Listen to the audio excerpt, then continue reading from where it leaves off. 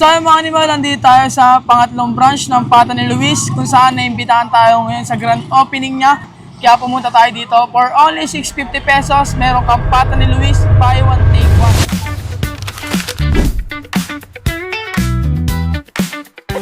Animal? Yun, Pata ni Luis, ikaw po ba yan? Opo, sir.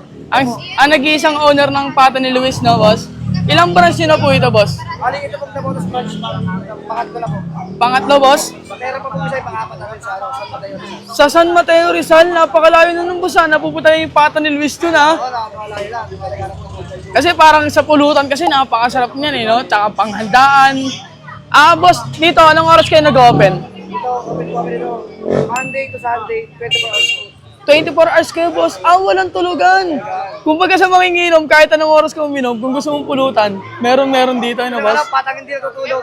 Patang ni Luis lang yan. Pato hindi natutulog, boss. And, boss, ngayon, grand opening nyo, anong dami ng tao or sa promo nyo?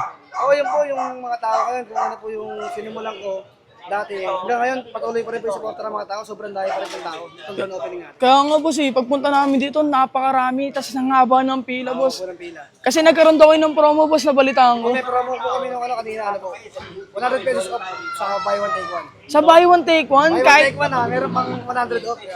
buy one, take one, tas 100 off pa, boss, no? Napakasarap ng boss. As ano pa mga siniserve nyo dito, boss? Ay, meron din yung buy one take one na tuna tanga, tuna belly, meron din sisig, enoki, bagnet. Ayan mga. Bukas available. Bukas available na. Ito dyan ni Idol. Yung tuna pa nga, ang tabeli nyo, boss, magkano naman halaga nun? Pinakamura po natin 550. 550? 650 large, 750 yung jumbo. Buy one take one din po lang. Pwede ko mapantanong kung saan nag-umpisa ang Pata ni Luis? Yung nagsimula lang to sa gilid lang ng Eskinita. Ayan, nagsimula lang nung bago pa lang tayo. Dito sa lugar ng Navotas City, grand opening ng bagong branch ng Pata ni Luis. Kahit nga bago lang siya dito, ay talagang dinudumog ng tao. Lalo na tong tuna belly at tuna panga. Sobrang swak sa budget nyo. Grabe kung dumugin talaga ang Pata dito. Dahil sa halagang 650 pesos, ay meron ka ng buy one take one na crispy pata. Laging mainit, bago, at fresh ang ibibigay sa'yo. Oh, wow, social! Trip ba hanap nyo? Oo nga pala, si Hermano. Tara, samahan nyo ako. So mga animal, nandito tayo sa pangatlong branch ng Pata ni Luis kung saan naimbitahan tayo ngayon sa grand opening niya. Time check, 5:30 PM. Nakapunta tayo dito mga alas 4 kasi sobrang daming tao. Naka-promo sila ngayong grand opening nila. Kaya pumunta tayo dito for only 650 pesos. Meron kang Pata ni Luis, buy one, take one. Promo pala nila ngayon sa buy one, take one, 100 pesos off. Yung 650 nila, mababawasan, magiging 550 na lang.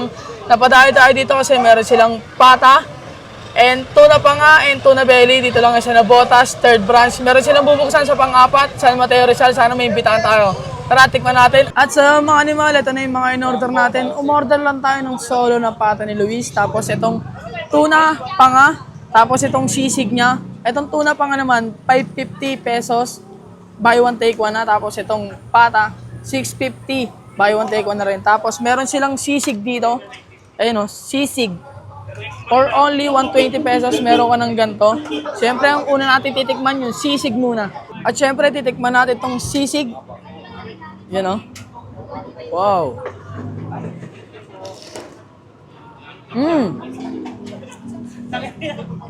Ang sarap. Ang sarap na pagkatimpla niya. Pwede ko siyang matawag na classic sisig. Sobrang sarap. Solve na to sa 120 pesos nyo. Sarap. Dala natin sili. Grabe. Yung lasa ng mga tinitimpla niya ditong kakaiba. Yung sisig na to, bagay na bagay, lalo na sa pulutan. Panganda, pangapunan, at pwede din siya pang ulam. Ano?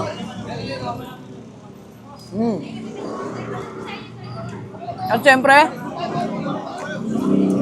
di magiging huli itong tuna, panga. Yun o. Gagamitin na natin itong kutsara. Yun o, laki o. Sulit na sulit to sa 550 pesos mo. Yun o. Malaman siya, malaman. Wow. Sarap.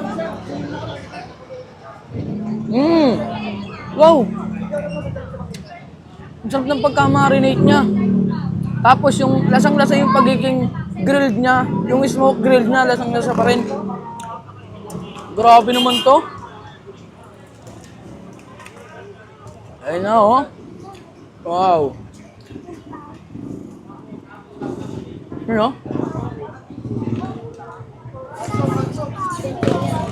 Wow. Sarap. Para siyang ano, fresh na fresh. Pero lahat talaga dito, fresh niyang binibigay, fresh niyang niluluto. Grabe to. Sulit. Siyempre mga animal, bago natin ito tikman yung pata niya, please subscribe my YouTube channel. And huwag mong kakalimutan, mag-like and mag-comment dyan. Tikman na natin. Yan o. Mamaya natin sa usaw sa suka niya. Tingnan muna natin kung crunchy pa. Crunchy pa. Ang tagal na nito ha. Ilang minuto na dito sa labas to. Pa natin.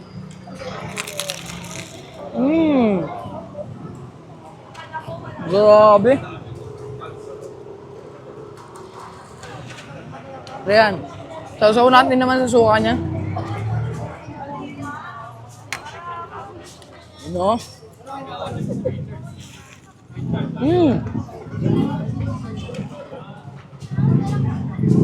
Wow. Ang lambot ng laman. Saktong-sakto sa pagkaluto. Tapos yung lutong niya, saktong-sakto din. Sarap ng pata niya. Hindi siya lamang yung taba. Malaman siya. Ayun o. Sambat pa. Pre, kanin niyo, pre. Sarap. Madamay kutsara, pre. Swakto.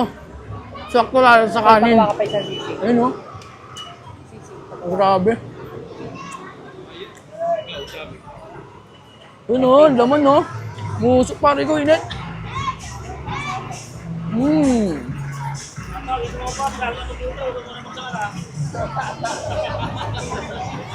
Sarap. Swakto sa kanin.